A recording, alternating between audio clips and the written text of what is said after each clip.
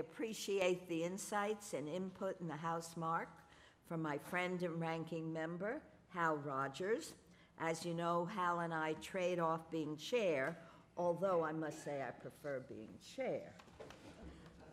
After reopening the government and finishing the FY2019 process, we faced a truncated timeline for the FY2020 bill. Our staffs did a great job and have worked around the clock to prepare the bill, so I recognize and thank Susan Adams, the minority clerk, Jamie McCormick of the minority staff, Alec Pinson of Ranking Member Rogers' personal staff, as well as my clerk, Steve Marquez, and his team, Craig Higgins, Erin Kolodziejski, Dean Koulouris, Jason Wheelock, Maren Stein, Jean Kwan, and Clelia Alvarado. I also want to thank Liz Leibowitz, Wendy Corson, Kelly Healton, Dana Acton, and Elizabeth Stanley on my staff. We, as you know, have a quick turnaround to get this bill through the committee and to the floor. Therefore, I ask that all the members reserve any amendments until we go to the full committee. Although we've worked very hard to accommodate most of your requests, so I can't imagine there'll be many amendments. This bill reflects congressional priorities to advance U.S. foreign policy and our foreign assistance programs. It upholds many bipartisan positions of this committee and of Congress. It largely follows the language of the FY2019 omnibus, with notable exceptions on certain issues, such as reproductive health, climate change, and multilateral assistance. The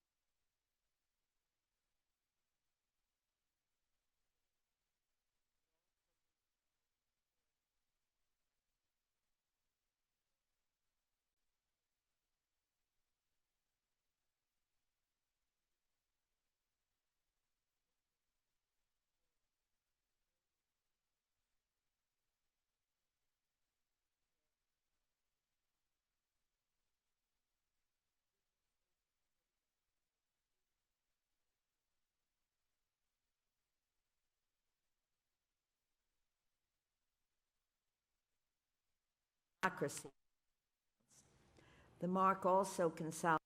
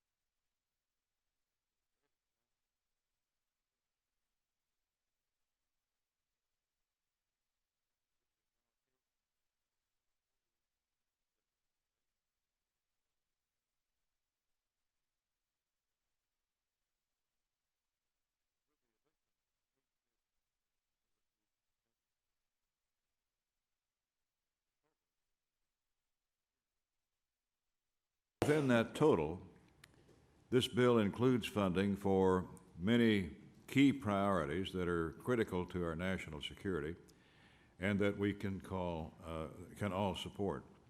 Chief among them is the $3.3 billion in foreign military financing for our great ally Israel.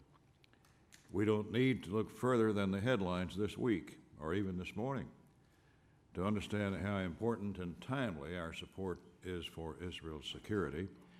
Nearly 700 rockets were launched at Israel by terrorists in Gaza, and Iran is beginning to show their true intentions to develop a nuclear weapon. And that's just the last 7 days. So I thank the chair for continuing this funding and for her steadfast support of Israel.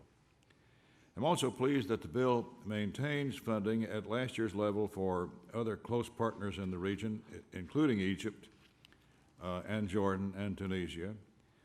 Another shared priority is the safety of our diplomats and development experts serving abroad. This bill supports those efforts by keeping funding for embassy security at the current level. I also appreciate continued funding to strengthen our efforts on the international front to combat the flow of drugs into our country. Overdose deaths from synthetic opioids like fentanyl jumped 45% in 1 year from 2016 to 2017, increasing in all demographics in virtually every state. We need to get that epidemic under control, and this bill's funding will help along those lines. These are just a few examples of critical investments supported in this bill on both sides.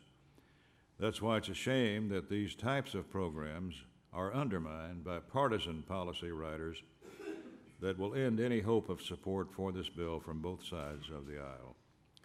The sweeping measures included in the bill to overturn the President's policy of protecting life and global health go well beyond what was done previously.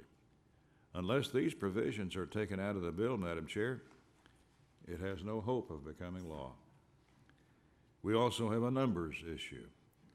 It's counterproductive to continue marking up bills without a bipartisan, bicameral agreement on top-line spending levels that the President will also support. As chairman of the subcommittee over the last 2 years and chairman of the full committee the 6 years prior, I made my support clear for programs and state foreign operations, but I can't support this bill before us today when we don't have the top-line numbers agreed to by both the House and Senate. Budget uncertainty is nothing new to this committee. It happens, it seems, every year. But an overall spending increase of this magnitude across all the bills is neither realistic nor sustainable without a plan. One last item I'd like to mention is the Development Finance Corporation, the soon-to-be union of OPIC and USAID's Development Credit Authority. I applaud the chairwoman for including administrative costs for this new entity.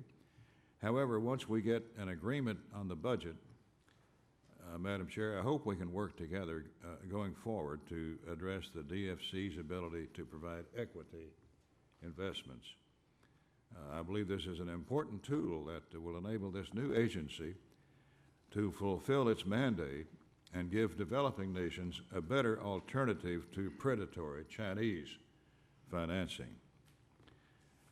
Before I close, Madam Chair, I'd like to say a word of welcome to Mrs. Roby to the subcommittee. She's been a capable advocate on the full committee for several years now, and I'm glad to have her on our small but mighty team on this bill. Let me also thank the staff, as the chair has done, both sides of the aisle, hard work. From the minority staff, I want to thank Susan Adams and Jamie McCormick. From my personal office, Megan Bell and Alex Pinson. And from the majority staff, we want to especially thank Steve Marquez and his team. They've all been a great help, and their efforts are appreciated, and they've been fair in their assistance. Madam Chair, I yield back. Thank you, and I would like to turn to my friend and full committee ranking member, Ms. Granger, for any comments she may have. Thank you, Madam Chair. I think I was dozing. That's why. Thank you for yielding. I'd like to It'll be short. I'd like to congratulate you for presenting the fiscal year 2020 state foreign operations and related programs appropriations. We've also worked together for many years, and this subcommittee continues to have great members who care deeply about American leadership around the world. It was one of the positions I enjoyed the most. This bill funds many bipartisan priorities that reflect not only the character of our country, but that also support our nation's security. Investments to advance global health, promote democracy, and address human trafficking, combating wildlife poaching. There's just a few of the issues that we deal with. Even though we have many shared priorities, I'm greatly concerned about the partisan riders and the negative impact they could have on areas where we do agree. While I appreciate that many of the long-standing provisions to protect life were maintained, the bill would prohibit implementation of the expanded policy and amend the Foreign Assistance Act, making such policy illegal. This is controversial language.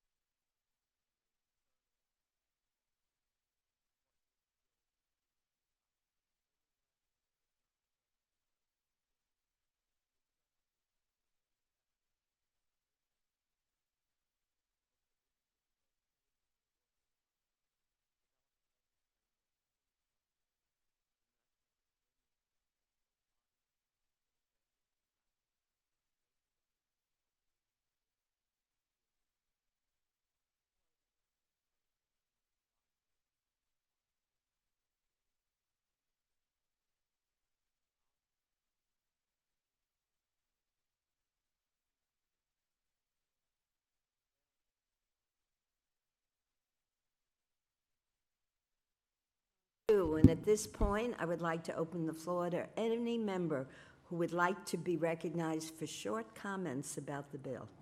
I will call on members in order of seniority of those wishing to be recognized. You're more senior. 3? Mr. Price? Ms. Mang? Chairman Lowy and Ranking Member Rogers, I'm thrilled to see that the State and Foreign Operations Appropriations Bill includes so many priorities of members of this committee on both sides of the aisle. After the irresponsible and unacceptable budget this administration put forward to support our country's diplomatic, development, and humanitarian efforts, this is a bill that I know we can all get behind. In particular, I'm glad to see robust funding for water, sanitation, and hygiene, including menstrual hygiene, migration and refugee assistance, maternal and child health, the Green Climate Fund, and assistance to Israel. I'm also grateful to see included my provisions regarding family reunions between Korean Americans and their divided family members in North Korea, safe and secure sanitation facilities for women and girls in refugee camps, and U.S. support for critical peace-building programs in the West Bank and Gaza. I'm grateful to Chairwoman Lowy, Ranking Member Rogers, and the extremely hardworking and committed staff. Thank you for making this such a positive and inclusive process. I look forward to working with you and the rest of our colleagues to move this bill forward. Thank you. Thank you. Mr. Fortenberry. Well, first, thank you, Madam Chair, for recognizing me. Let me turn briefly to Ranking Member Rogers and thank him for his excellent statement, which gives, I think, an architecture of our shared perspectives on the bill, as well as Ms. Granger's perspective as well. And I just wanted to thank you for having the disposition to look for common ways in which we can advance mutually beneficial goals for our national security, environmental security, as well as sustainable development. Mr. Rogers had highlighted one thing that I think is important that we continue to wrestle with, and it's the new Development Finance Corporation, which has some new possibilities, new tools in its kit that could actually advance our abilities to attack structural poverty through creative market mechanisms, one of which is use of equity investment, in order to counter what is a nasty trend in the world, this predatory lending of China, which is a very ugly development model, which is destructive to environmental security as well as sustainable development. So I hope that on its face, it can look a little complicated. I hope that we have the opportunity to further unpack this, because again, this is a very smart way to put in place a new architecture in which we leverage the funds that we have for mutually beneficial goals. So thank you very much for your leadership. And as a really important member of this committee, I hope you personally will follow this agency closely and keep us all apprised, and we can work together as we move forward. Thank you. Mr. Price. Thank you, Madam Chairman. I want to add my thanks, my commendation for the way this bill has developed, and for it's very encouraging, especially in light of the budget we received from the administration, and of course there's nothing new about that. We've dealt with this under Mr. Rogers' chairmanship as well. It's very encouraging to see this degree of bipartisan support for the full range of state and foreign operations functions. I realize we have to work out this top-line problem. As Mr. Rogers says, we always have to work out the top-line problem. But in the meantime, this is a bill that reflects, I think, a really encouraging degree of consensus about what this country stands for and about our role abroad. I just highlight three things briefly. I really am grateful for the support for democracy promotion, for the governance work that our USAID agencies and contractees do around the world. And I'm talking not just about the direct support for the House Democracy Partnership and the work we do parliament to parliament, but also the whole range of services, especially the work of IRI, NDI. That work is just invaluable, and it's often not recognized. It's great to see it recognized in this bill. Secondly, the foreign aid budget in general, the boost for global health, for the Millennium Challenge, for the solutions for these vexing issues of the West Bank and Gaza and the Triangle countries of Central America. Really good to see those taken on head on. And then finally, these days we look out for individual countries that we know about and care about in this bill. That didn't used to be the case to the degree it is now. But I looked down the list, and these inexplicably, these countries were mostly omitted from the president's budget or zeroed out or whatever was done. A list of countries that are struggling and that are important allies and friends of this country, and so we've essentially put them back in, whatever that means in the case of the individual countries. And it's a list that starts with Tunisia. It includes Moldova, Ukraine, Lebanon, Liberia, Sri Lanka, on and on. I mean, I appreciate the attentiveness to these specific situations, because it turns out if we don't watch out for them and protect their situation in this bill, it may very well not be protected.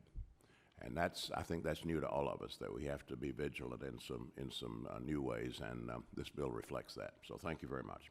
I just want to thank you for your comments, because your work on the Democracy Partnership is so important, and your recommendations certainly were taken seriously as we put this bill together. So thank you.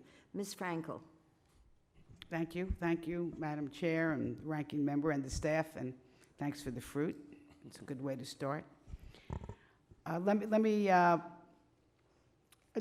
to start and just, I think I'm echoing something someone already said here, but I want to also highlight and thank you for continuing the $3.3 billion set aside for security assistance to Israel, in line with the 2016 Memorandum of Understanding signed by President Obama.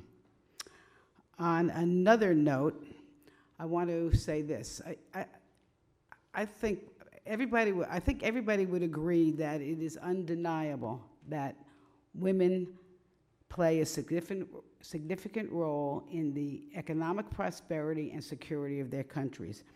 And that's why I want to really recognize also and highlight so many provisions in this bill promoting the advancement of girls and women around the world.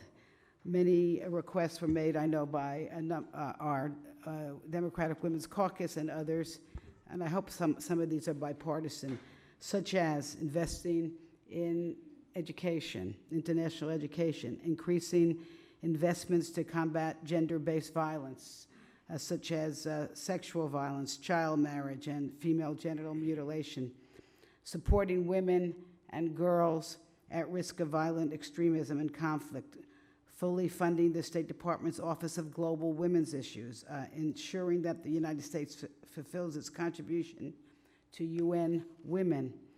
It also, I know this is where we'll have a little bit of a conflict with our friends on the other side of the aisle, but I want to talk about it a little bit. We're reversing the Trump's, I call it really a brutal attack on women's reproductive health and rights. And we do that. Let me just say this. What I see happening with the Trump policy is this. We are actually denying contraception to women all over the world and then forcing them to have babies. That is the bottom line of what this global gag order does, because there are clinics that are closing, and the clinics that are closing also provide everyday health care to people. So I want to thank you. We have this bill increases investments in family planning, access to contraception. It repeals the gag rule, the global gag rule. It restores funding to the UN Population Fund, and it reinserts the reproductive rights section in the State Department's annual human rights report. Hard to believe that was taken out. And it dramatically improves women's health and empowerment, recognizing that when women succeed, the world succeeds. And I'm proud to support this bill and yield back. Thank you. Ms. Lee.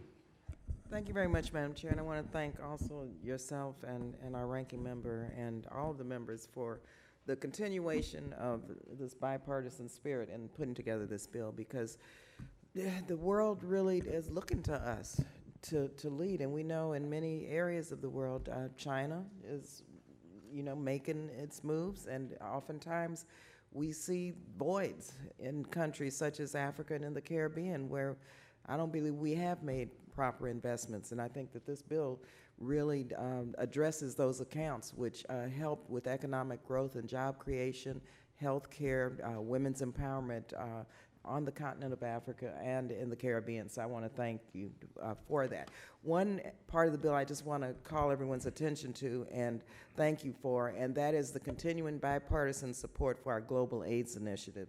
We've included $4.37 billion for PEPFAR and $1.56 billion for the Global Fund.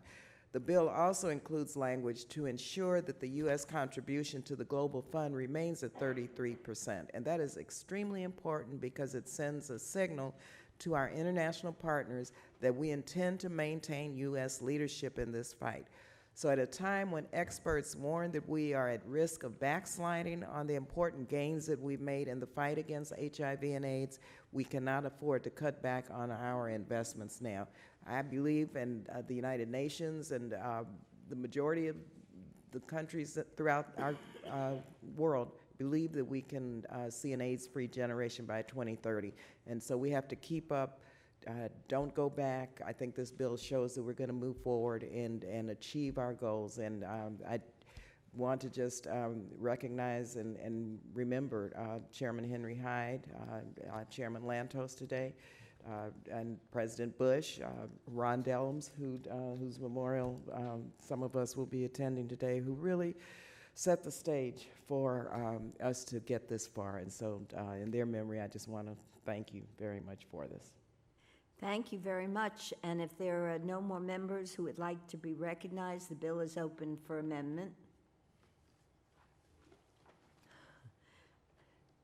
Seems there are no amendments. I recognize Ms. Lee for a motion. Thank you, Madam Chair. I move that the bill be favorably reported to the full committee. I ask unanimous consent that staff be allowed to make technical and conforming changes to the bill and report.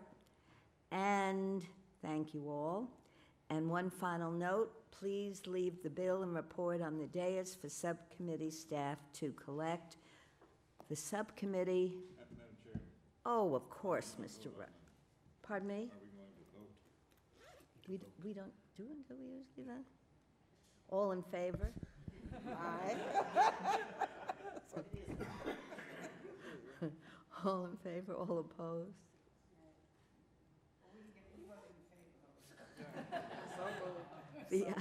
The ayes have it. So that's it. The subcommittee, the subcommittee stands adjourned. Thank you all for your help and your advice.